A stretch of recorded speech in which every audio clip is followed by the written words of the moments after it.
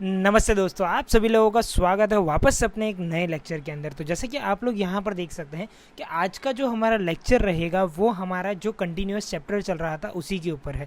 मतलब कि हमारा testing of hypothesis and large sample test करके चैप्टर का नाम था। अब यहाँ पर चैप्टर के अंदर बहुत सारे क्वेश्चंस दिए होते, तो हमको यहाँ पर कौन सा क्वेश्चन सॉल्व करना है, किस तरीके से सॉल्व करना है, तो यहाँ पर अभी हम लोग सॉल्व कर रहे हैं हमारा मेथड नंबर 1। मेथड नंबर 1 के अंदर यहाँ पर जब कभी भी आपको दो कंडीशंस दे के रखी गई होती है, आपको वहाँ पर सबसे पहले जो दिया होता है वो आपका एक नॉर्मल मीन होता है और दूसरा होता है आपका पॉपुलेशन मीन। तो जब कभी भी आपको क्वेश्चन के अंदर normal mean and population mean की अगर बात करी गई होती है तब आपको ये मेथड नंबर 1 का यूज़ करना रहेगा।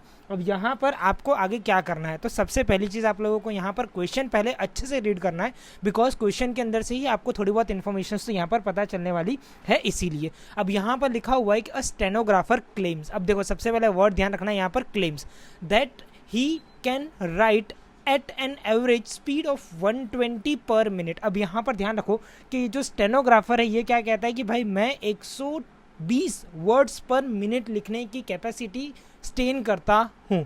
अब यहाँ पर अगर ऐसी कोई भी चीज़ आती है, ये जो कुछ क्लेम करता है, तो उसको हम लोग यहाँ पर क्या बोलते हैं। सबसे पहले तो मैं यहाँ पर हेडिंग डाल देता हूँ कि स्टेप नंबर 1, जहाँ पर मुझे सारी चीज़ें ढूंढनी है कि यहाँ पर कौन सी चीज़ें दी गई है, बिकॉज हर एक चीज़ का कुछ एक नाम है, इसीलिए। अब यहाँ पर सबसे पहले तो मुझे क्या बताया गया कि भाई 120 वर्ड्स पर मिनट वो यहाँ पर लिखेगा, तो यहाँ पर इसका मतलब है कि इसका जो ये आंसर होगा उसको हम लोग यहाँ पर क्या बोलेंगे, म्यू। तो म्यू यानी कि यहाँ पर कितना हो जाएगा मेरा 120।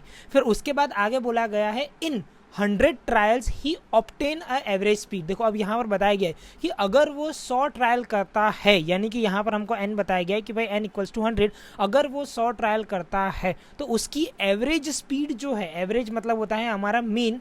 अब यहाँ पर आ जाएगा हमारा x बार, और x बार की स्पीड कितनी बताई गई है यहाँ पर 116 उसकी स्पीड होगी पर minute of a standard deviation of 15 words. Standard deviation मतलब होता है हमारी एरर। स्टैंडर्ड डेविएशन को हम लोग एरर भी कहते हैं, बट यहाँ पर हम लोग स्टैंडर्ड डेविएशन ही कहेंगे। स्टैंडर्ड डेविएशन को 15 यहाँ पर बताया गया है। इज द क्लेम जस्टिफाइड, क्या उसने जो ये क्लेम किया था ये जस्टिफाई हो रहा है, अगर हो रहा है तो किस तरीके से, और अगर नहीं हो रहा है तो भी किस तरीके से, वो चीज़ हम लोगों को यहाँ पर बतानी है। अब यहाँ पर आप लोग ध्यान रखिए, सबसे पहली चीज़ तो यहाँ पर लिखा गया है क्लेम वर्ड यहाँ पर यूज़ करा गया है, तो ये पूरा का पूरा जो क्वेश्चन है ये यहाँ पर कौन सा टेल का क्वेश्चन है, तो it is considered as an one tailed question. अब यहाँ पर ये वन टेल्ड क्वेश्चन क्यों है, क्यों, बिकॉज कि मैंने आप लोगों को पिछले जब मेरा फॉर्मूला वाला लेक्चर था तब मैंने आप लोगों को यहाँ पर बताया था, या तो आप बोल सकते हो इंट्रोडक्शन जो वाला लेक्चर था उसके अंदर मैंने आपको बताया था कि वन टेल क्या होता है, टू टेल क्या होता है, और किस तरीके से उसको जस्टिफाई करना है जब कभी क्वेश्चन के अंदर इन्फॉर्मेशन दे के रखी गई होती है तब। तो उसके बेस पे यहाँ पर क्लेम एक ऐसा वर्ड था जो वन टेल के अंदर आता है, तो इसीलिए मैंने आप लोगों को यहाँ पर डायरेक्टली बता दिया कि वन टेल टेस्ट ये रहेगा। स्टेप नंबर 1 जो था वो मैंने यहाँ पर आइडेंटिफाई कर ली है, जो चीज़ मुझे आइडेंटिफाई करनी थी वो। स्टेप नंबर 2 जो है वो यहाँ पर क्या चीज़ें फाइंड आउट करनी है, तो स्टेप नंबर 2 जो है वो होता है मेरा null hypothesis and alternative hypothesis. यानी कि यहाँ पर मेरा नल हाइपोथेसिस मतलब कि यहाँ पर सबसे पहले तो मेरा म्यू इक्वल्स टू यहाँ पर क्या होगा 120। पहला सिनेरियो तो यही आता है कि भाई पहले तो मैंने ये मान लिया कि भाई वो 120 वर्ड्स पर मिनट लिख देगा, बट अगर वो नहीं लिख पा रहा है तब यहाँ पर क्या हो रहा है, बिकॉज उसको मैंने 100 ट्रायल्स दे दिया, 100 ट्रायल्स देने के बाद भी उसकी एवरेज स्पीड जो बन रही है वो यहाँ पर बन रही है 116 वर्ड्स पर मिनट की यहाँ पर एवरेज स्पीड बन रही है। तो इसका मतलब यानी कि यहाँ पर क्या है कि भाई जो ये मेरा म्यू है और यहाँ पर 116 जो है वो वन टेल टेस्ट हो जाएगा, मतलब ये ग्रेटर देन हो जाएगा। क्यों, बिकॉज कि यहाँ पर ये जो अल्टरनेटिव है वो क्या है, यहाँ पर बड़ा कंसीडर हो रहा है, इसीलिए। अब यहाँ पर आगे की अगर मैं आप लोगों को चीज़ बताता हूँ कि ये हो गया S2 मतलब स्टेप नंबर 2 मेरा। अब स्टेप नंबर 3 यहाँ पर क्या होगा, तो स्टेप नंबर 3 एकदम ईजी होता है। यहाँ पर मुझे फाइंड आउट करना है मेरा डिफरेंस। अब डिफरेंस को फाइंड आउट करने के लिए सबसे पहले मॉड्यूलेंस के अंदर मुझे यहाँ पर क्या लिख देना है, x बार माइनस म्यू। अब यहाँ पर क्वेश्चन के अंदर मेरा x बार कितना देके रखा गया था, मैंने अभी लिखा है 116, और म्यू यहाँ पर कितना दिया हुआ है 120।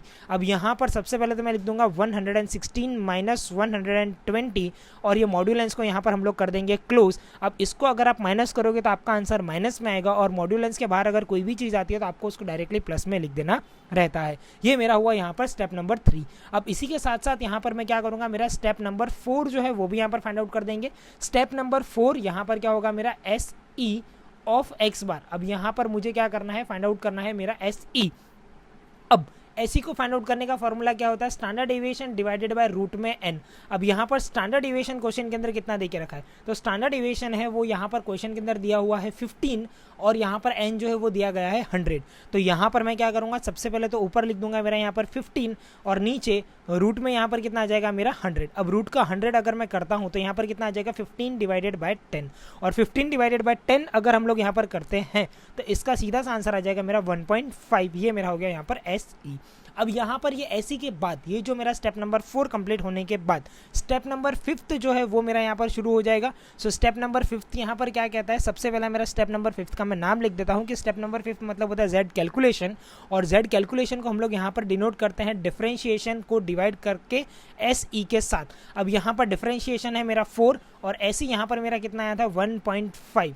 जब मैं इन दोनों को 4 डिवाइडेड बाय 1.5 करूंगा तो मुझे यहाँ पर आंसर मिल जाएगा 2.67। अब यहाँ पर ध्यान रखो स्टेप नंबर 6 जो है उसके बाद ही आप लोगों को यहाँ पर कोई भी आंसर जो है वो जस्टिफाई करना है, तब तक आप यहाँ पर कोई भी आंसर को जस्टिफाई करोगे नहीं। स्टेप नंबर 6 का जो फॉर्मूला है या तो आप बोल सकते हो स्टेप नंबर 6 के अंदर कौन सी चीज़ को कंसिडर करना है, तो यहाँ पर आ जाएगा जेड कैलकुलेशन, यहाँ पर आ जाएगा जेड टेबल। जेड कैलकुलेशन जो मैंने फाइंड आउट किया है वो मेरा होता है जेड कैलकुलेशन 2.67। जेड टेबल जो है वो यहाँ पर कंडीशंस के ऊपर आता है। अब देखो कंडीशंस यानी किस तरीके से, अब यहाँ पर सबसे पहली बात ये कौन सा टेल है, यहाँ पर ये 1 टेल है, 1 टेल के अंदर कौन सा सिग्निफिकेंस यहाँ पर लेना है, कौन सा लेवल ऑफ सिग्निफिकेंस बोला गया। तो यहाँ पर मुझे बताया गया कि भाई आप लोगों को यहाँ पर 5% लेवल ऑफ सिग्निफिकेंस को कंसिडर करना है। तो यहाँ पर अगर मैं 5% लेवल लेता हूँ तो यहाँ पर मेरा आंसर कितना आ जाएगा, तो आप लोगों को ऑलरेडी ये आंसर दिया होगा और अगर नहीं दिया है तो आप लोगों को टेबल रिस्पेक्टिव जो भी आपका वहाँ पर कोई पर्सन होगा उनसे आप लोगों को ये मांगना रहेगा। तो यहाँ पर मेरा जेड टेबल का आंसर आ जाएगा 1.645। अब यहाँ पर जेड टेबल हो गया। अब आप लोग यहाँ पे देख सकते हो जेड कैलकुलेशन जो है वो जेड टेबल से बड़ा है, तो मैं यहाँ पर ग्रेटर देन की साइन लगा दूंगा कैलकुलेशन की तरफ। अब कभी भी ऐसी कंडीशन आती है जहाँ पर जेड कैलकुलेशन बड़ा है, टेबल जो है वो छोटा है, तो यहाँ पर हम लोग क्या लिखेंगे, सबसे पहले तो जो हमारा स्टेटमेंट होता है वही हमको लिखना है यहाँ पर कि भाई नल हाइपोथेसिस ये बताता है, नल हाइपोथेसिस में बी रिजेक्टेड।